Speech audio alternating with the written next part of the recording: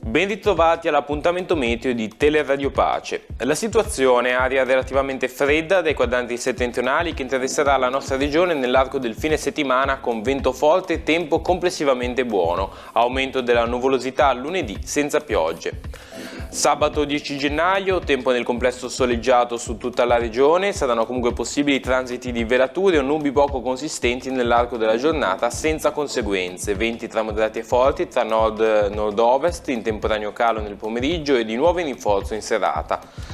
Mari con onda lunga da sud-ovest sotto costa in progressiva scaduta e mare molto mosso al largo. Temperature in calo soprattutto nelle aree interne e sui crinali, sulla costa avremo dai 5 ai 13 gradi e all'interno dai meno 4 agli 8 gradi. Diamo uno sguardo anche alla giornata di domenica 11 gennaio, avviso per vento forte da nord tra la notte e il mattino, cielo soleggiato su tutta la Liguria con probabile arrivo di velature a ponente in serata e venti forti da nord al mattino in progressiva attenuazione fino a deboli in serata, mare estriato sotto costa da mosso a poco mosso al largo e temperature stazionarie o in ulteriore calo sulle cime appenniniche.